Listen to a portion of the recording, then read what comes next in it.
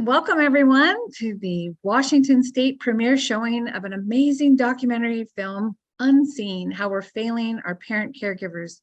This is an unfiltered, honest glimpse into the lives of often exhausted and isolated parent caregivers who have children with developmental disabilities, autism, and medically or behaviorally complex children.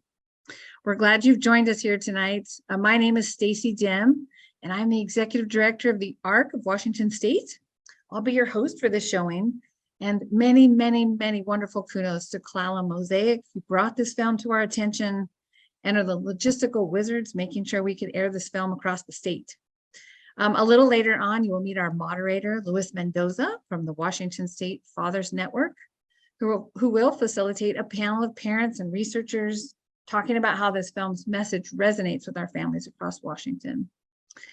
So we're here tonight by webinar. That means you can see us, but we cannot hear you or see you except much by chat. So if you have questions or comments, we really invite you to please place them in the chat or the Q&A, and you'll be answered or acknowledged. Even though we have not set aside a special time to answer questions live in the session, we will definitely be watching, and we'll provide a lot of resources for you. So don't be shy and feel free to open up the chat. And just so we know who's here with us, we're wondering if you would fill out this handy dandy poll that's going to come up here. I think they're kind of fun, and I think you'll be able to see live what the results are. So in a second, you're going to see a question. And here we go. It's which of these categories do you identify with? And you can check all that apply. You don't have to have just one.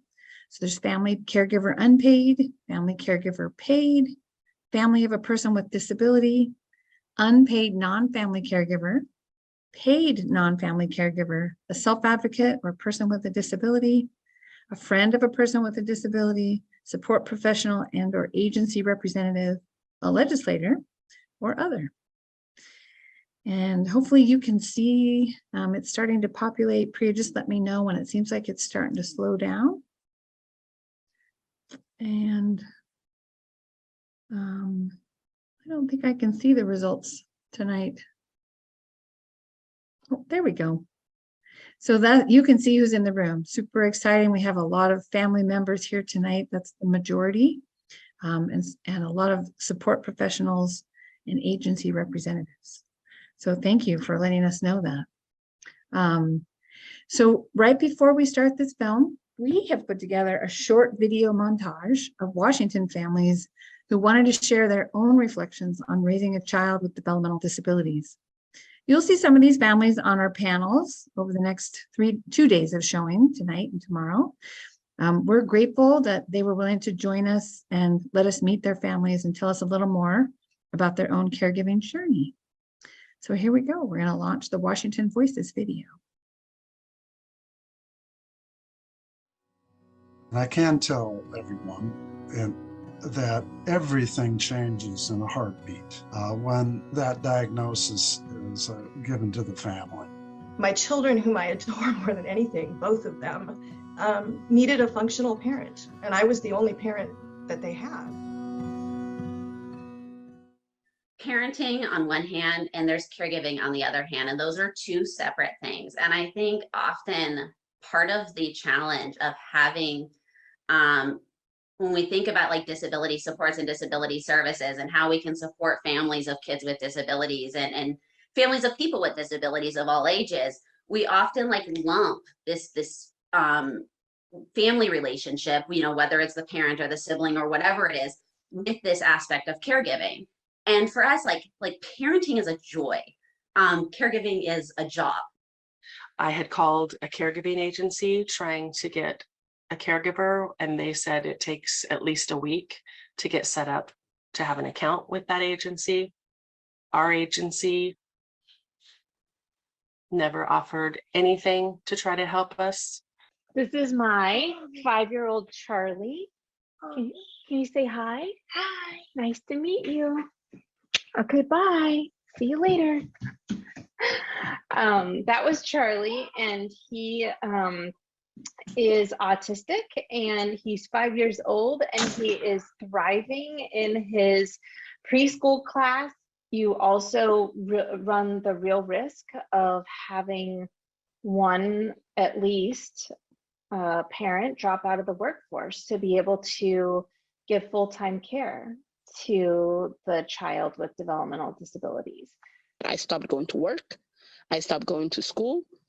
I had to be back on welfare, even though I didn't want it to go, but I had to in order to spend time with my son, in order to also do things that I knew if I went to work and went to school, he will not get the attention at daycare or preschools. I ran out wrapped in a towel to bring her back in and promised her sister I would never again take a shower and leave her in charge of her older sister in that way. Just an example of what life was like, really 24/7. You know, is challenging, especially I think through the pandemic. We've had times when we had a shortage of caregivers. The agency had a shortage of caregivers, and I know that's been a challenge across the state and across the country, really, that there's a shortage of the workforce. And a wise person told me a number of years ago that when one person in your family is developmentally disabled, the entire family is disabled in some fashion. Everything changes. Family relationships, relationships with friends, career aspirations, expectations for your child, your individual freedom and flexibility, and all the milestones you had envisioned for your child.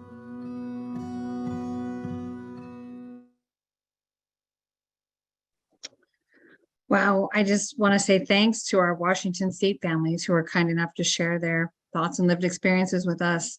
As you can see, families come in a lot of shapes and sizes with diversity of culture and language, supports, and most of all, joy. And now it is my pleasure to introduce this award-winning documentary film, Unseen: How We're Failing Our Parent Caregivers, produced and directed by Tom and Amanda Dyer. I do want to, I apologize, I forgot to say, for those of you who may be viewing this film in Spanish subtitles, you can go ahead and view that now. The instrucciones en español está en la chat ahora. So you will see those instructions there. This film follows Jess and Ryan Ronnie, a blended family with 8 children, including Lucas, who has profound disabilities. We hope you will appreciate what it took for this beautiful family to let us peek into their intimate lives and let us all experience the world that they live in. This film and the panel discussion that follows will likely bring a variety of emotions to the surface. You may feel sad, you may feel angry, you may feel uncomfortable. Please use these strong emotions as an opportunity to listen and understand so that we can advocate for change together. Parent caregivers often report that they feel invisible and isolated. Many have their work lives affected or are unable to work. Many parents have spent decades caring for their child with no supports or a way to plan for the future. When we asked families involved in these showings what they hope to share, it was this: our beloved children are not the burden. Failing systems and the lack of help for families are the burden. Well, these are family stories. They are also true stories of policy failures, gaps in our systems, and services that do not exist. We as caregivers want you to know that we love parenting our children. We just need some help. These systems are failing not only individuals with disabilities or complex medical needs, their families, but also the caring professionals who seek to serve and support them and often experience moral distress of not having enough help to offer.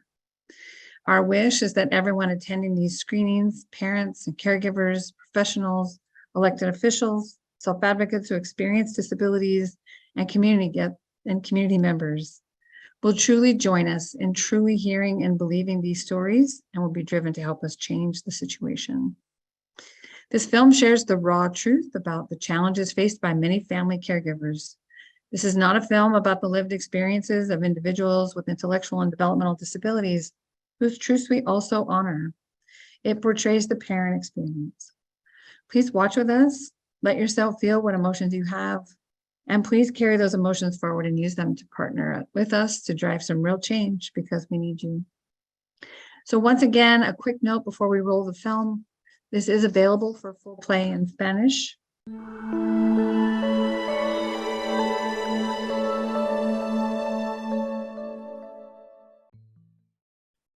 thanks for joining us again. We're back, and we want to allow folks a few minutes to process their thoughts and feelings before we meet our panel of parents and researchers. You're free to share your thoughts and feelings in the chat. And just to give everyone a second, we have another poll that may allow you to gather your thoughts and emotions. So we're just curious how you're feeling after watching this documentary. Seen and heard, so many conflict emotions I can't even begin to say. Like there's a lot of work to be done, ready to advocate for better and more supports for caregivers, overwhelmed, uncomfortable, give me a minute, I need time to process, or something else. Go ahead and just check any of the boxes that resonate with you. We'll see if we can see what folks have happening. Priya, does it seem like things are slowing down? I'm going to give it one more minute.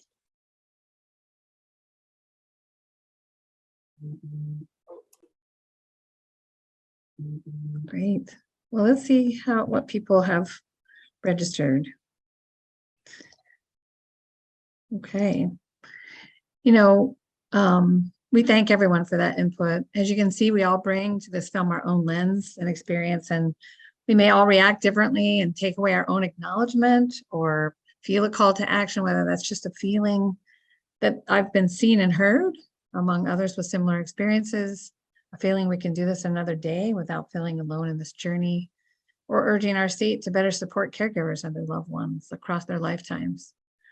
We were fortunate yesterday to have Amanda Dyer, one of the directors and producers of this film.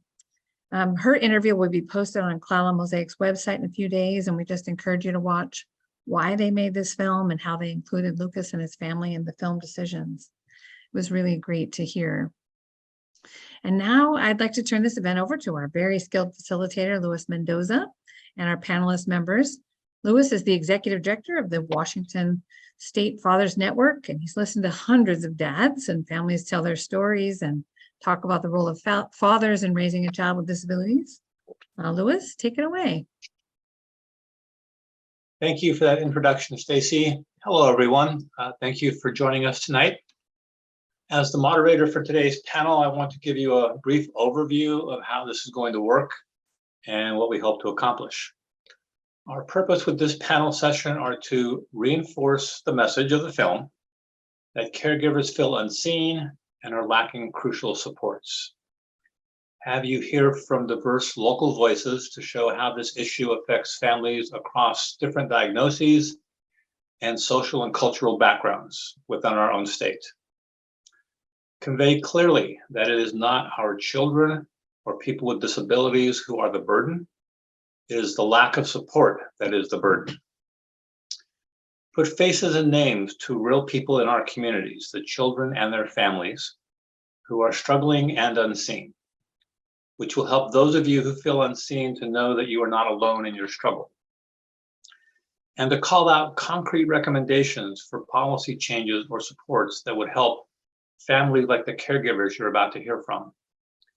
For those of you who are elected officials, leadership from IDC systems of care, or other decision makers, we want you to hear specific recommendations regarding concerns the film and this panel identify.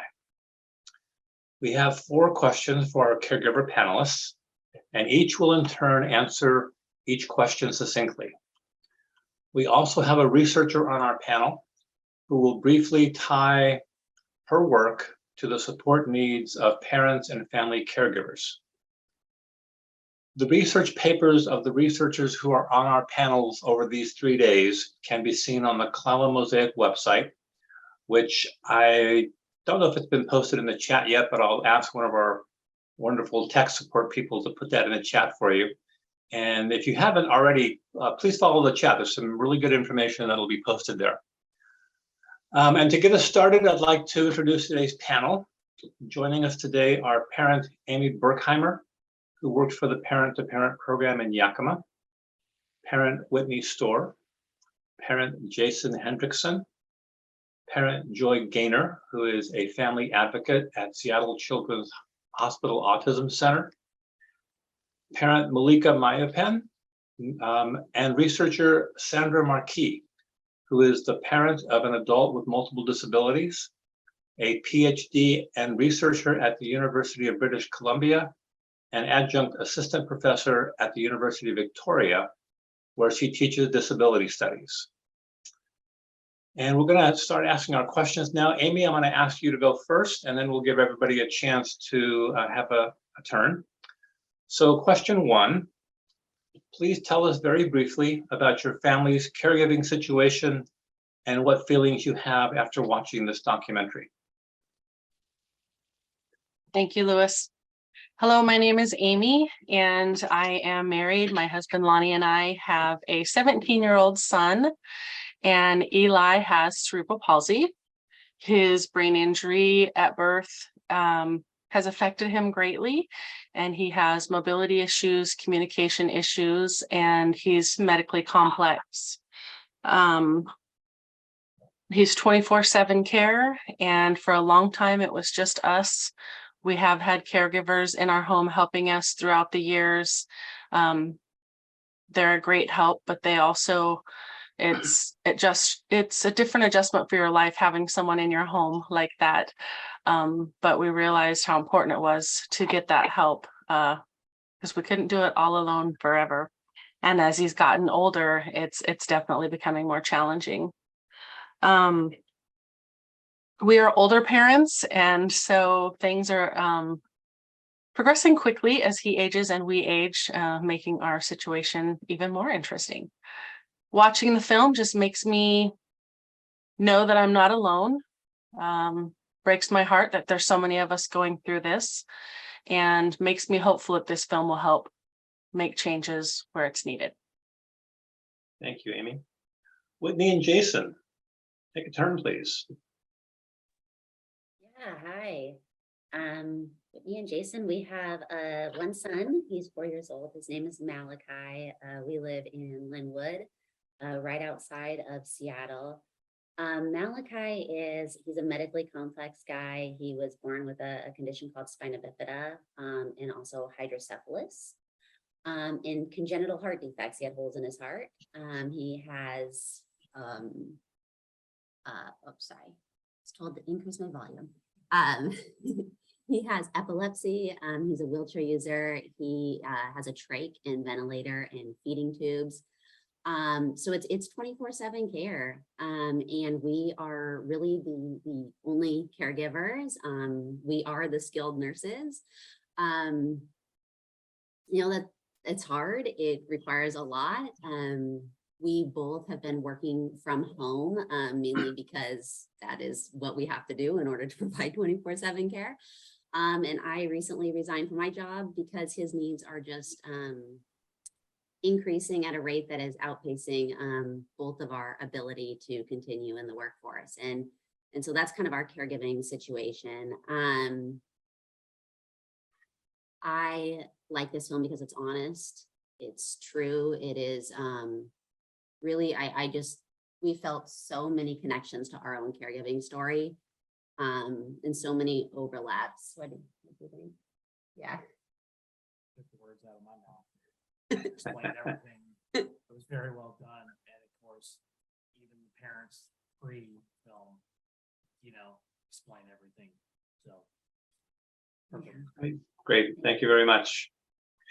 Joy, can you tell us about your caregiving experience or situation and your feelings about the film? Sure. Thanks, Louis. Can everyone hear me okay? Yes. Yeah. Okay. So my name's Joy. I'm a single mom to two daughters who are both young adults now. And it's my oldest daughter, Audrey, who I'm caregiver to. She is deaf and she's autistic. She has severely limited communication and behaviors that require 24/7 care, support, and supervision that's usually defined as line of sight. And as you can imagine, that's pretty intense. Watching this film made me feel, first off, just a huge sense of relief because this is our reality.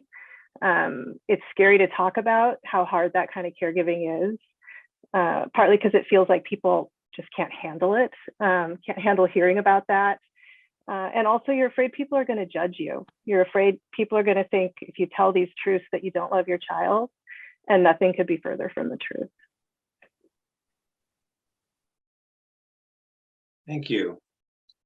Malika, can you tell us about your experience, please? Sure. Hi, my name is Malika Miyapin. I have two sons, and my younger one, who's 22 years old, has autism, epilepsy, and other associated disorders with that. He does need 24/7 care and support for his safety and just his well-being. And he also has what are, defined as challenging behaviors. So that on top of all the other needs make it very difficult to care for him all the time. It is tough to find caregivers. And watching this movie, I feel like, thank God, finally this topic is being discussed with outside of just the parents and few parents who just talk to each other about their day. So I think it's time that this is being discussed. I'm happy and hopeful that there will be some positive changes from this. Thank you. For our second question, we'd like to have you tell us some specific supports that you wish your family had that would allow everyone to thrive. And Amy, we'll start with you again. Caregiver support is the greatest need, and caregivers that are willing and able to do the work, being allowed to do it, would be a huge barrier broken for us. There is a lot of training required of someone to become a nursing assistant certified, which is what our son needs to care for him. And then they need to take another class to become nurse delegatable to do some of his tasks for tube feeding and suctioning. And those are things that create barriers for us finding care. My husband and I got maybe 2 days of training at the hospital, and then we were sent home with our baby in kind of a good luck situation. We've had to learn it on the go. We now have 17 years experience caring for Eli. We know everything about him. Let us train people. Let us train the people willing to do the work. That would be a great help for us and going forward. The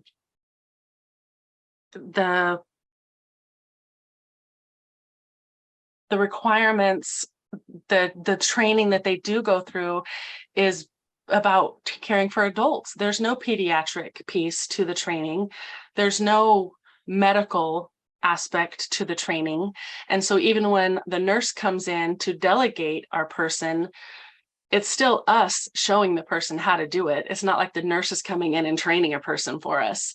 So there's just a real disconnect in how a caregiver is able to come and support our son. So that's our biggest challenge. Thank you. Thank you. Whitney and Jason, what supports do you need? I'm going to lean in, that way people can hear me. If you can't hear me, please let me know. It's the first time for everything. We can hear you. Very good. So the first thing is improving access to services without having to spend hours doing all the legwork and tons of labor. Every single parent and caregiver can relate to that.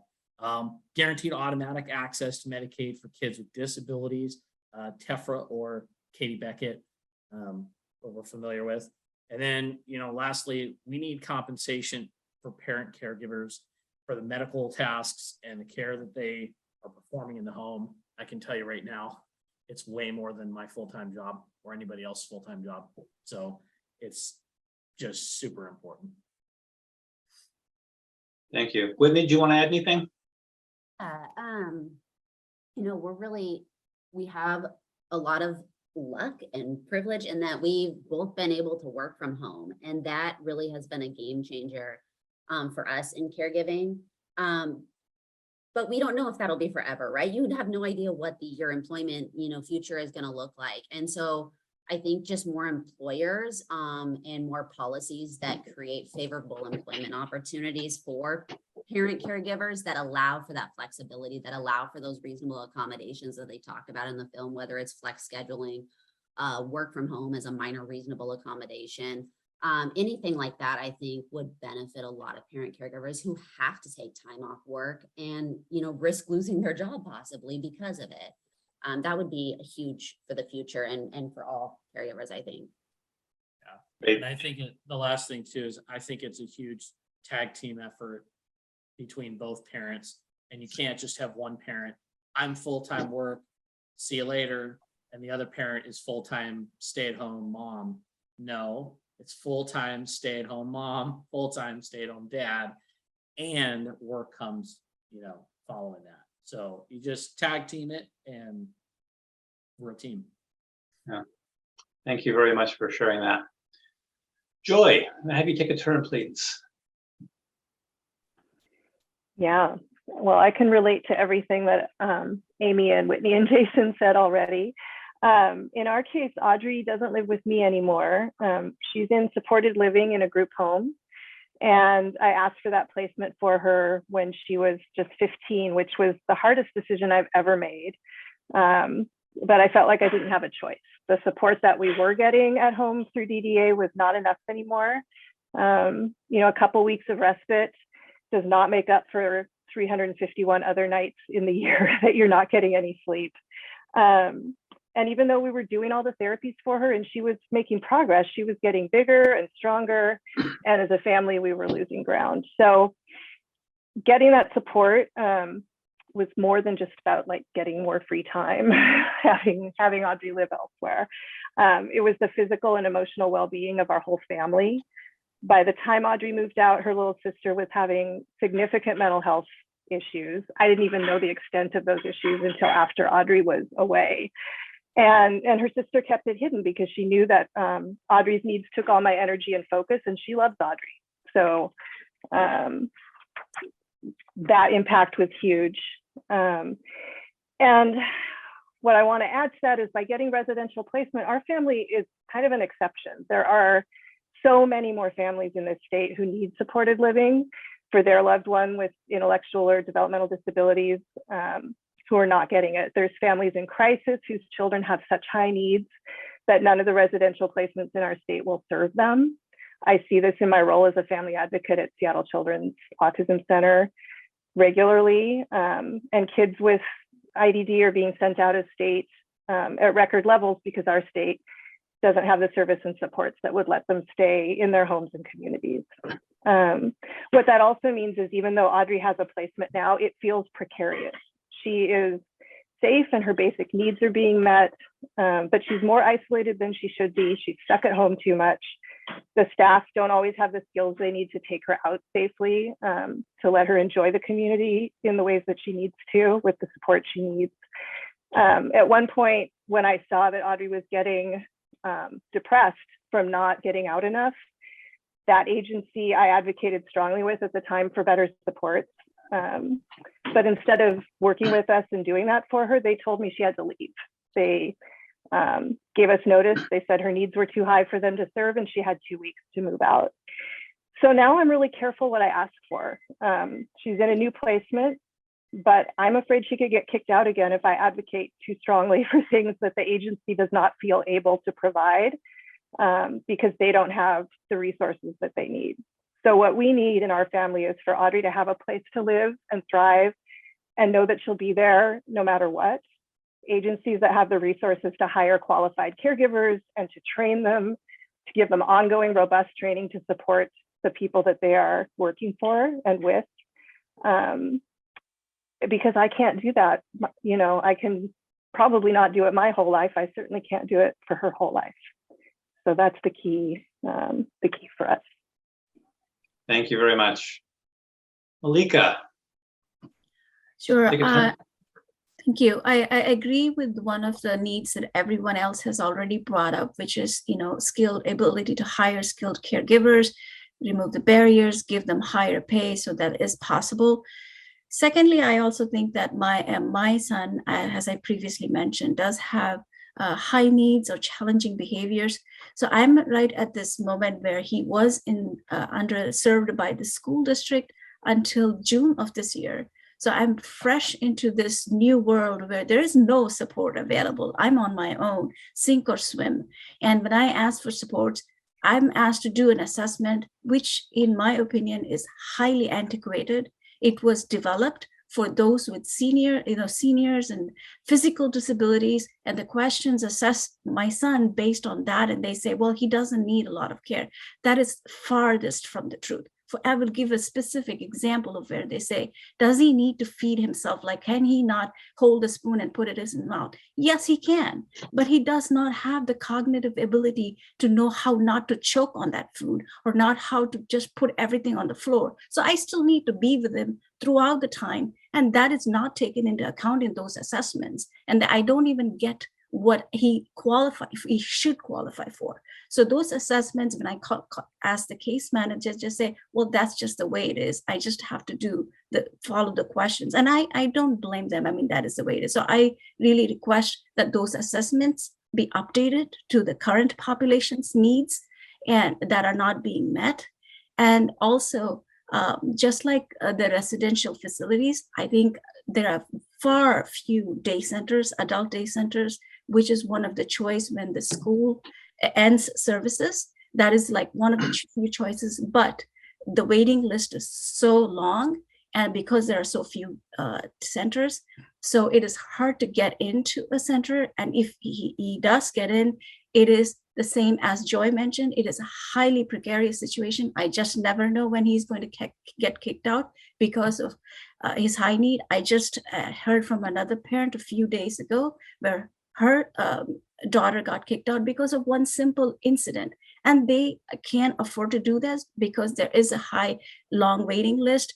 And it's not fully on them either, because they are getting low pay or low reimbursement from the state. So they have to get by with what they can. So they just go with individuals that are easy to take care of, and so the parents of those with higher needs who actually even need even more respite are left out even more. So I think that the assessments have to be updated.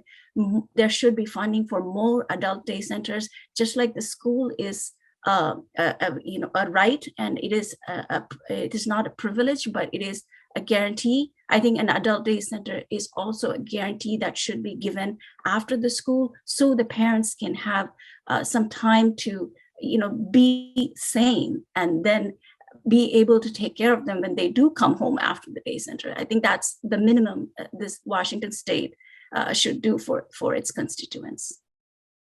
Thank you. Thank you all for sharing all those important needs that families could use help with.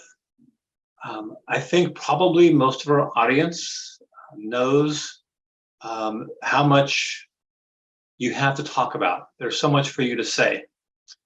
And for those who are decision makers or people who have that opportunity to help make some of those things happen, I want to let everyone know in the audience that we asked our caregivers to be very succinct in their answers, because there is so much to talk about. We wanted to make sure they got to the things they really wanted to talk about.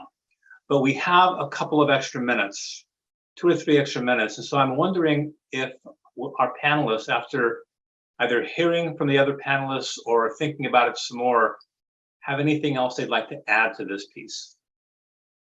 Any other support you can think of? Joy, go ahead.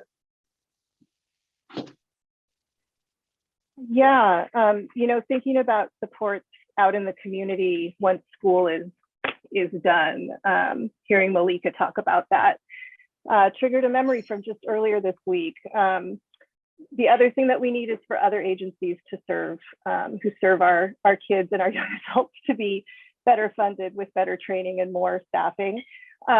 Supported employment through the the Department of Vocational Rehabilitation is one of the key routes to having community inclusion for our young adults when they are done with school. And just yesterday, I spoke with Audrey Stevie, our case manager, about looking for work for her again now that the COVID era is hopefully ending a bit. And she told me that we can definitely look for something, but that there aren't any agencies that are going to be able to support her for more than 1 hour a week of employment.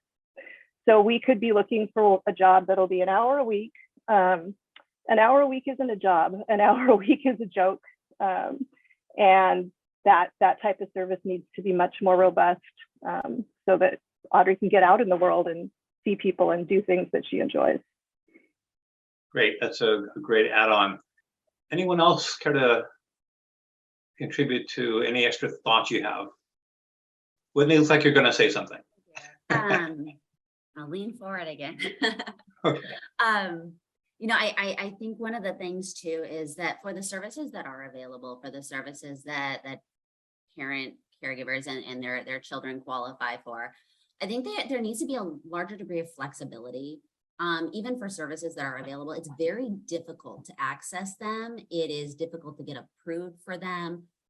They're very rigid in what can be applied. And I think that would have a huge impact on families is, you know, for those services that are available through the state or that your child is available, can access through the state, to actually work with the parents and families to allow them to direct more of those services, because we know what our kids are going to benefit from. We know what our families need, but to put rigid guidelines on them to say, no, this is not okay, this one is okay because it's a recreational use versus a medical necessity versus this, like, let families direct that, because we're the ones that are working with these kids every single day. Thank you. Malik, I see your hand up.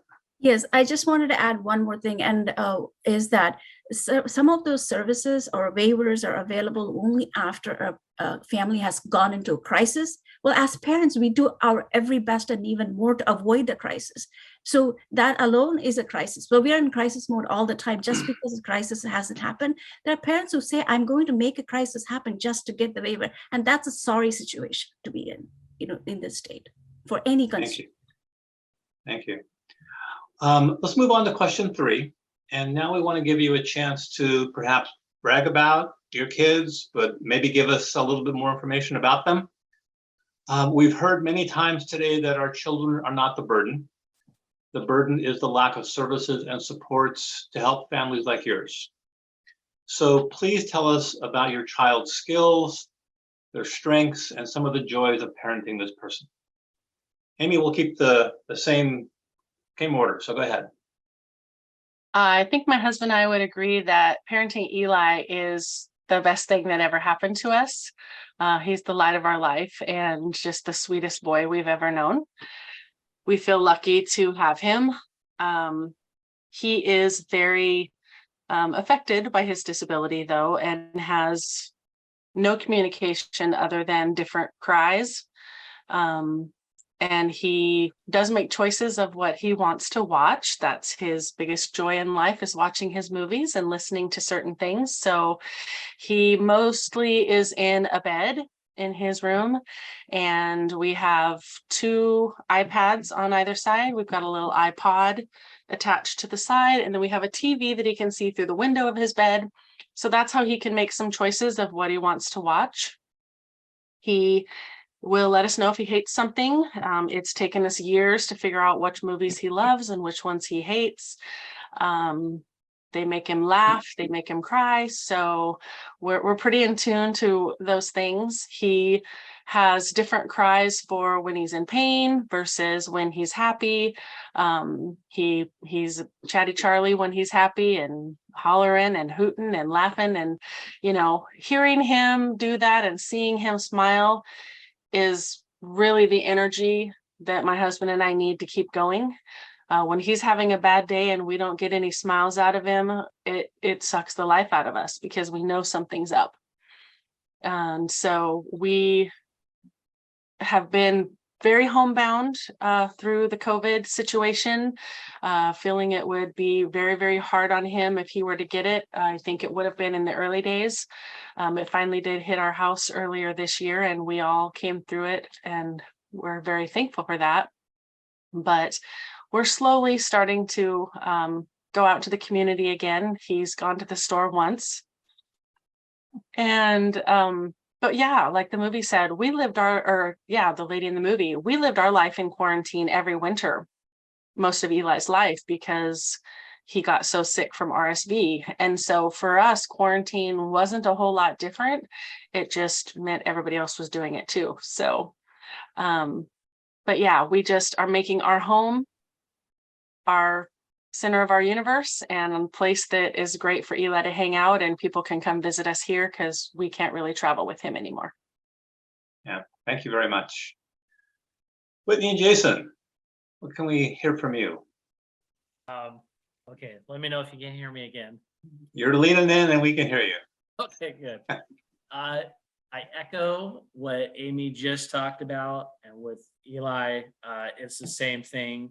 The last thing she said is so huge. When your kid and our son Malachi, you know, he makes every day worth worth being around, worth living, worth waking up, worth getting coffee, worth doing work, with everything. And when there's something wrong, it's like, okay, everything's shut off. I don't feel like doing anything. You know, I'm on your side, buddy. Malachi,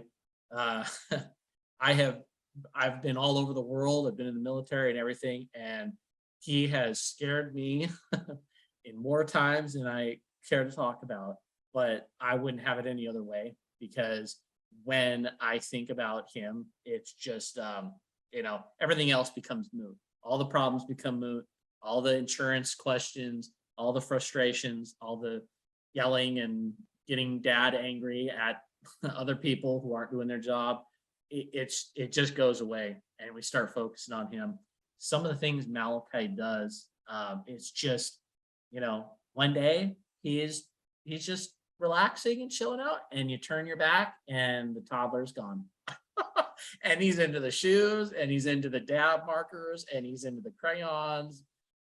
He loves his iPad, and we were going to be parents that said no TV time, and that that lasted about a week. I said, okay, here, buddy, let's show you how to do this. But if you're going to do that, let's learn counting. Let's learn ABCs. Let's do the right thing. And so it's been a joy. I can tell you, as a person who's under 40, I have no life as far as music. It's Disney playlists. It's Little Red Car. It's Simple Super Songs. I know every single word to them. I can sing them back and forward. And so, you know, it's a joy. It's totally worth it. And honestly, if somebody, you know, as the film said, you get conscious out there and people look, honestly, it doesn't bother me, because he makes me smile and he brings me happiness. And that's what's important to me. That's what's important to our family. And you just have to keep that at the forefront. And he's just amazing. Yeah. Whitney, anything to add? He just has the best laugh. This morning he was cracking us up because he was cruising around our house in his little wheelchair and would just stop and throw his hands up and just start cracking up. And it was super loud, and we were both on meetings, and this kid was just like laughing hysterically in the background. And then he'd, you know, roll a little bit farther and then stop and do it again and just crack up. And so it's fun. We have so much fun. A lot of chaos fun. I'm going to say this now before Joy and Malika have a chance to talk, but it's just a pleasure to listen to you talk about your families, and the joy and the love is just so evident. And I know that applies to Joy and Malika as well, but I just wanted to say that at this point. But Joy, if you would tell us about raising your child. Yeah, happily. You know, one of the unexpected bonuses of Audrey moving out when she did, and it almost immediately, was suddenly, instead of being the exhausted therapist, I got to be the fun person who picked her up to go out for outings. And she is happy when she can get out of the house, and she is so excited and shows so much joy in the pleasures that she has in life, like warm chocolate chip cookies and the tallest swings at the park, a good swimming pool, all of those things. You know, she knows how to just take that moment and enjoy it. She meets me at the door when I pick her up, usually in her shoes and her coat already, even in 90-degree weather, because the coat means she gets to go somewhere. And you know, gives me a huge hug, and it's just a pleasure to see her every time. The other thing that Audrey has has done for me and that I take such delight in is that she sees the world differently. And even though she has very few words to communicate with, she what she does have, she can use to show me what she sees and help me understand things differently too. And one story from when she was much younger and we were trying to teach her some more sign language words is dog was one of those words. You know, every kid learns how to say all their animals. Audrey never showed a lot of interest in dogs, but there were a lot in the neighborhood. So every time we passed one, I'd say, hey, Audrey, there's a dog, there's a dog. And she would ignore me, which I was used to because that's what she did a lot of. And then one day we passed a little teeny fluffy dog with little ears at the end of a leash. And I said, hey, Audrey, there's a dog. And she stopped and she looked at me and she signed cat. And I just thought, wow, that's probably why she hasn't named any dogs, because to her, there's all these completely different creatures we've been giving the same name to. And how could that possibly all be called a dog? So thank you, Audrey, for a lot of laughter. Great story. Thank you. Malika. Yeah, I think my son is the sweetest person in the world. He's very good looking, very handsome, and he has some such simple wishes in life, and that teaches me what is important in life, what really matters. He's shown me what pure love is like. Like he could be, say, maybe asking for something he cannot have because he's already had 10 cookies and he can't have the 11th cookie. So he's not happy at that moment. But the next moment he turns around and he wants me to play with him and give him a hug. So he doesn't have these memories and he doesn't have these, grudges against people. He's just pure love. And I think I'm very privileged to experience that in my life. And, I see him, I'm a very religious person. I see him as a form of, God being in my home with me every day, showing me what really matters in life and what doesn't matter. And he really tries hard to please everyone. I said, yes, he does have challenging behaviors, but that's because of his diagnosis. That is not something within his control. He's not a mean person. He doesn't mean to do anything inappropriate or wrong to anybody else. He really likes people. He wants to please them. But he tries hard in his own way. And that's why I really feel that if the services were available, like he had a day center to go to where, he is understood, his quality of life would be much, much better than it is now. And people outside of the home would really understand him and accept him for who he is, and he be truly integrated in the community. I think that would be a blessing for the whole community instead of just this one family. Thank you all very much for all those answers. We're going to move into our last question. And for this question, we'd like to ask if you have any wisdom or advice to offer families who are just starting out on this journey of caring for a loved one with special health or behavioral needs. Amy, let's have you start again. Accept the help when people offer it when they're young, because you think you can do it all and you have the energy and you are scared and you just think we've got this, but the time will come when it's harder. The time will come when you're older and they're older, and it is good to have people on your side that understand your kid, that understand your family, that could know how to step in an emergency. And the more people, the better. And that's something that we're not the kind of people that ask for help. We wanted to be strong. We wanted to do it. And it's been hard sometimes to not have any family around that could really come and help us. So that's my biggest thing, is make your village big. Good idea. Thank you. I can see Jason and Whitney are already starting to lean in a little bit, but so go ahead and take your turn. Absolutely. Make your village big, connect with other people. Also, on me now. Mental health Connect with people, find a therapist, get involved with services, find somebody there to support you, because depression and anxiety, that PTSD, that is very real for our community, our population of caregivers. It is very common. And also, I would say that for those just getting involved, just becoming caregivers, get involved in advocacy. It is a long game. It takes a really long time for policies to change. And, you know, there are things that we know we need. We know we need mental health supports. We know that parent caregivers should be compensated for the care they provide. We know that kids should have access to Medicaid. We know that waivers should be more flexible. We know all of these things, the adult day services, respite care, well-trained caregivers. We know all of these things. And yet takes a really long time for those things to change. And so as new caregivers, get involved early, because your voice matters. It is more voices added to this chorus of voices that are telling this story, so that we're not unseen, so that these voices are heard, so that people have to listen. And people have to listen when everybody gets involved and everybody's willing to share their story. So that would be my advice. Please get involved. Advocacy is important. It changes things, and it's the only way things are going to get better. Great. Jason, something to add? She covered it all? Stole the words out of my mouth. Okay. That's twice tonight, I think. More dads need, the only thing I would say is, really, from my perspective, more dads need to be involved. Maybe I'm wrong, maybe I'm right.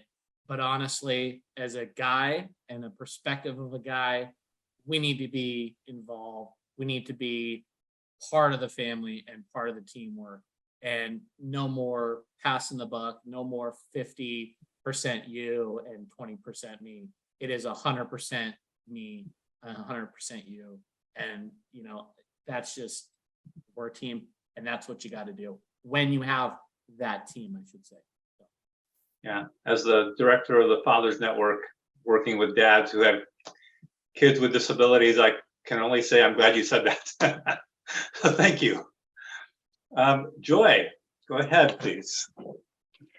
Yeah, definitely what others have already said.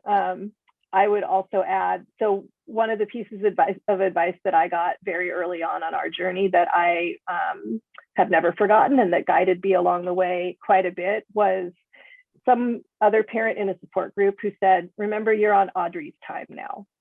And what she meant was that Audrey was on a path that was not the path we were prepared for or expecting when we had a child, and that we really didn't know what pace she was going to progress on that path, but she was going to progress just on her own time. And the more that we could accept that, which didn't mean we didn't make every effort to help her overcome her disabilities and her delays, but just accepting that she was going to move forward at her own pace over the long term was hugely beneficial. And in the early days, that simple phrase just helped me remember that that's what I needed to do. And the other thing I would say, echoing Amy, really is, or maybe adding to that, ask for help from people and tell them what help you need and be specific.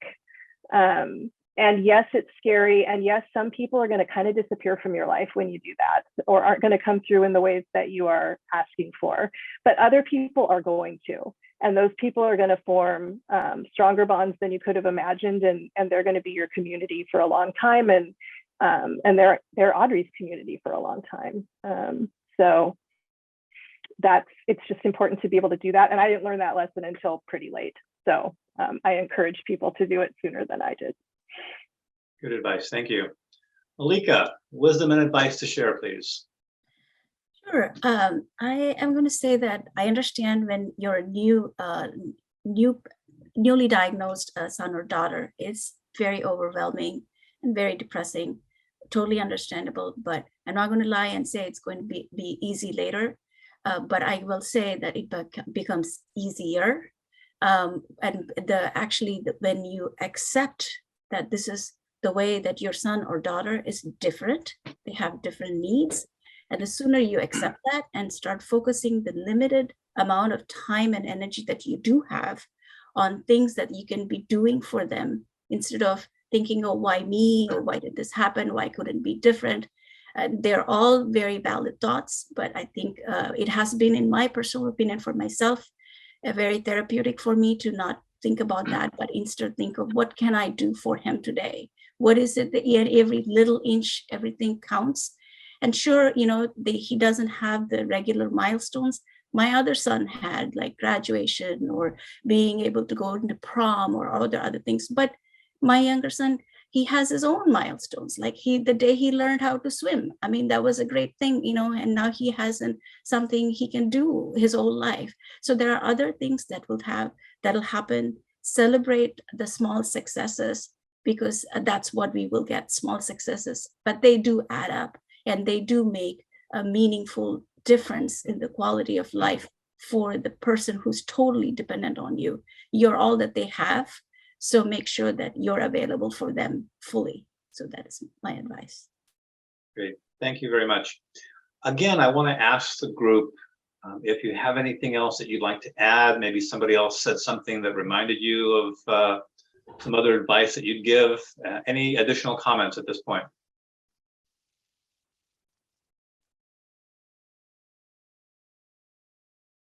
Can Okay. I- Is Sorry, there? Go ahead. That's okay. Go ahead. My husband wants to I'm join just going in. to poke in. I just want to say, their success is our success. So, we have to find those bright spots in their lives that make our lives brighter. So yes, anything we can do to help them achieve their goals and their successes is just benefiting all of us. Well, great. I'm glad you popped your head in there and offered that I have a advice. great head. I Thank you. like to share it as much as possible. Thank you, Louis. You're welcome. Thank you.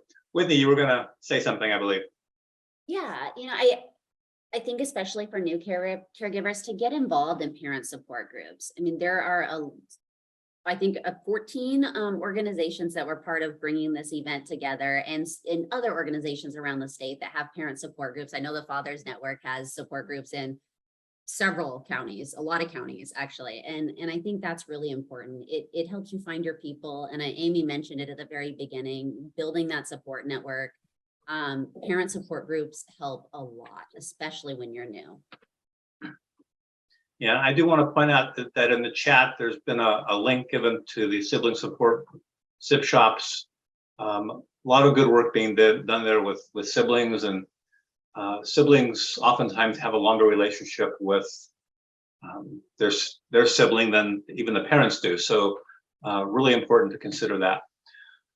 All right, thank you all. This has been a wonderful panel. I want to thank you for giving us a peek into your life as caregivers, sharing what support you need, and letting us learn a bit more about your wonderful children. Now I'd like to turn to Sandra, our researcher on this panel, and ask, given what you've just heard from these panelists, in what ways does this align with your research around the support needs of parent and family caregivers? Thanks, Louis, and thanks to all the parents who were willing to share their experiences. We all have much to learn from each other, so thank you. My research has focused on mental health of families with kids with intellectual developmental disabilities, and I was looking particularly at population level statistics, because often studies are very small and looking at very particular things, and we wanted an idea on a big population level what was happening with these families. And it was very clear from our research that parents and siblings of kids with intellectual developmental disabilities have mental health issues. They have a higher prevalence of depression, they have a higher prevalence of anxiety, they have a higher prevalence of different psychoses compared to parents and siblings who don't have a child with a developmental disability in their family. And it's true for mothers, it's true for fathers, it's true for sisters, it's true for brothers. They all are struggling with mental health issues. And I want to say that we also looked at SIBs and what was helpful for them. So I'm going to talk a bit about them as well. But in terms of families in general, all families, it doesn't matter what the type of intellectual developmental disability you had, but all families that had a child with any type of intellectual developmental disability had a higher prevalence of mental health issues. But some things made them even more at risk, and those things were poverty. So lower income families have greater struggles, isolation. So rural families, families that don't have support from families and friends or services. Severity of the disability can make a difference as well, and the type of disability.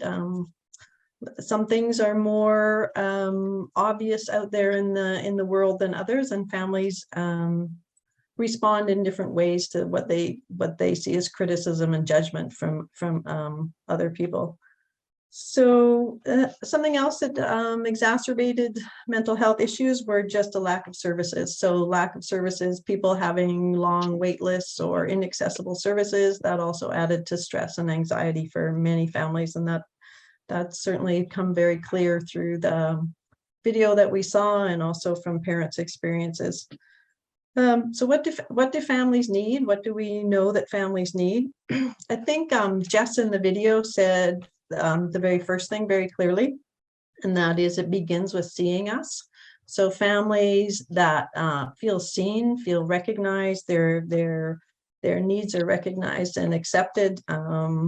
They're accepted by society. They're not feeling criticized and judged by those around them, and that there's reasonable expectations of them, that they're not expected to be superhumans or dedicate their entire lives to being a caregiver, that they have other elements to their personalities and lives as well. So what else do families need? They need the services, obviously, for their kids. The kids are, if their kids with disabilities are healthy and well and progressing, then families tend to have lower anxiety, lower instances of mental health issues.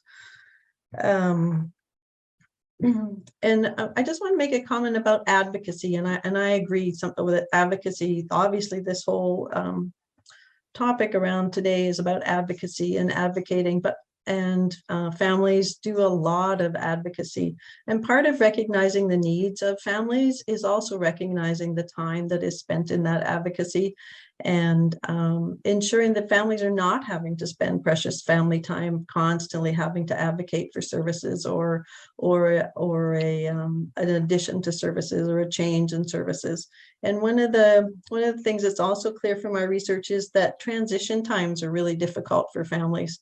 And that's another area where stress increases for them. So transitions, when their kids transition from preschool to school, or puberty, or from school to adult services, or as their kids are aging, these are also really stressful times for families, and times when they need more support.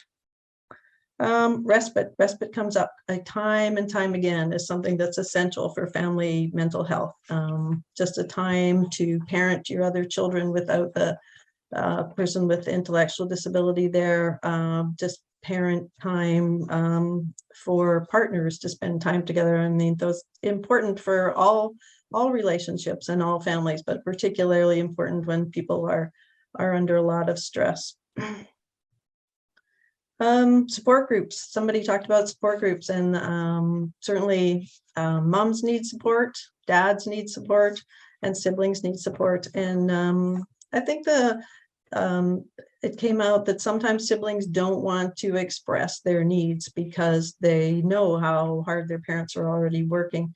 But when we looked at some of the needs of siblings, they were very clear that one of the things that they needed as well, that parents need, is that they need to be recognized as having needs of their own, separate from their sibling with intellectual disabilities, and they need to be acknowledged as sometimes struggling in the family situation. And they also need respite time. They need time with their parents. So all of these services and supports need to be in place so that families can thrive. I think families can thrive. We heard lots about the positive things of and the joy that families experience with having a person with intellectual developmental disabilities living with them. And I think that that's very true, and that those moments of joy and those lessons learned need to be supported and recognized within the community. So that's kind of my answer. I think the video really reinforces a lot of what we've also seen in the research, and that is that families are struggling, families need help, but that help is not always forthcoming, and they spend a lot of time looking for help. Thank you, Sandra. It's nice to know that there's research being done that supports the message of the film and the real life experience of caregivers. Now, as we wrap up this portion of our webinar, I want to again thank our panelists for joining us and sharing their stories and information. I can assure you that the amount of time that we gave them to do this is truly inadequate, given either their caregiving experience or the research that they've done. For those of you in the audience who are caregivers, I hope that you feel less alone and also more inclined to share with others, especially the decision makers, your experience and the supports that you need. If you are a legislator or other decision maker, I hope that you'll see this as an important and informative step on your journey to understand what these families experience, the supports that they need, and the changes you can help drive so that caregivers no longer feel unseen. Thank you for listening, and now I'll turn this back to Stacy. Thanks, Lois. What a great panelist discussion. As a sibling myself, I can tell you that those siblings that you're all raising can prove to be valuable advocates as well. So what happens now? We're going to spend just a few minutes talking about some action steps. Please don't leave too early. Stay to the end if you would like to leave us your name and email address so that you can be more involved. There'll be a survey.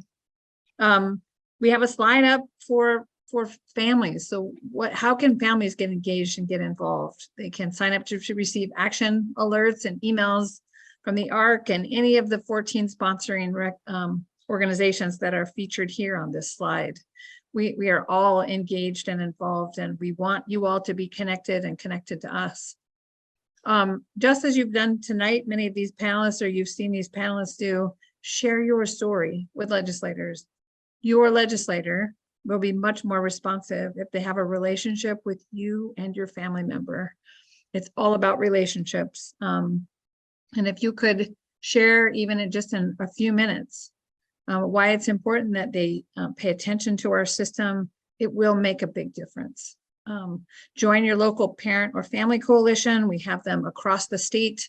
Again, any of these organizations can help you do that. In November is National Family Caregivers Month. Please raise your voice. And as you're doing tonight, learn more about caregiving policy. So here are some basic facts about Washington State. Over 80% of people with developmental disabilities live with their families, most for their lifetime.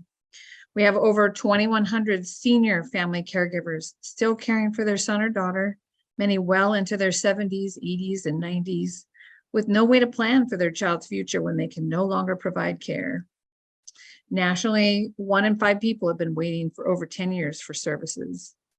As you've heard tonight, there are many economic impacts for caregiving, especially as one or more family members drops out of the workforce due to the lack of childcare, lack of appropriate schooling, after-school care, lack of adult services, and as aging caregivers reach retirement and have increased care needs of their own. Washington State ranks in the bottom 15 states in the nation in spending on developmental disabilities, and spending has gone down by 7% over the past 5 years. We are well below the national average in fiscal commitment. We have over 14,000 people who are eligible for supports, but who are waiting, who can't receive them. And we have individuals with developmental disabilities increasingly stuck in acute care and inpatient hospital settings, just because there's nowhere for them to go when they or their families are in crisis. While DDA is tasked with providing services, they can really only do what our state legislature commits the funding to allow for. We cannot have a robust system of quality care and residential supports, housing, permanent forecasting of our need, until legislators decide to do that. We're gonna need your help to advocate for these changes.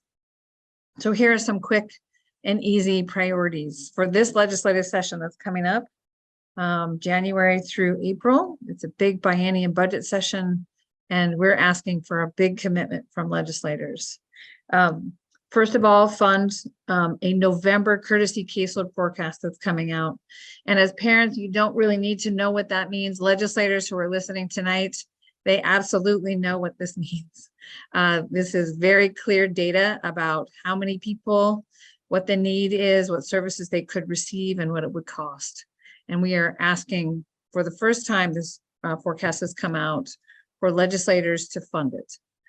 In addition, we're asking to be permanently added to the Caseload Forecast Council. This is a kind of wonky Washington state budget tool.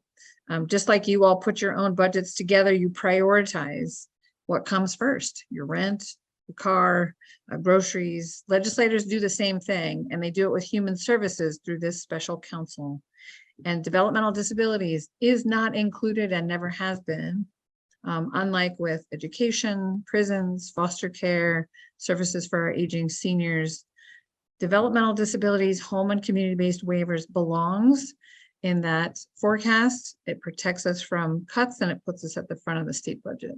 So we need to advocate for that. And then last, we are working hard to ensure that we have adequate housing. There will be a study, 2 studies coming out actually in November and December on our unique needs so that we can ensure that adults have access to independent living and have access to housing. So we're happy to talk with you again. The organizations that are listed here are all involved. We can give you these short talking points. You can tell your story, and I cannot emphasize enough how much it will impact. So this event came together with a lot of passion by a number of local Washington organizations that support families raising children with developmental disabilities. You see their logos here. I just want to thank those organizations again with a very, very special thank you to Clallam, Mosaic, to Priya Jayadev and Catherine McKinney for spearheading all of the logistics and coordination for this event. It's just been amazing. And I want to thank our panelists one more time for sharing their stories. Say thank you to the filmmakers, Tom and Amanda Dyer, for bringing the Ronnie story to us. Thank you to the Ronnie family, and most especially to Lucas. So we're going to end our showing today sharing that if you know a parent caregiver in your life, please think about just how to see them. Here are a few suggestions, simple and impactful. You know, the last one we added after yesterday's session, it's amazing what happens when other people advocate on behalf of their friends and family. Legislators often see family members as having a lot of skin in the game. And when they hear it from other people, they really listen. They realize that this is important as a society and a community. So all of you friends and allies who are listening, please be sure to speak up as well. So tonight, when you close, you will get a post-viewing survey, which should launch as soon as the Zoom link is over. The survey is going to ask you, would you like to be added to our advocacy email list? Would you like to be added to the unseen documentary email list? Are you interested in contacting your legislators to help improve supports for caregivers in Washington state? And if you answer yes or no to maybe one or two of those questions, please provide your name and email address, and we will be in touch with you. So that does it for today. Thank you for hanging in there with us tonight. We thank you again for joining us and listening. Bravo and goodbye for the evening.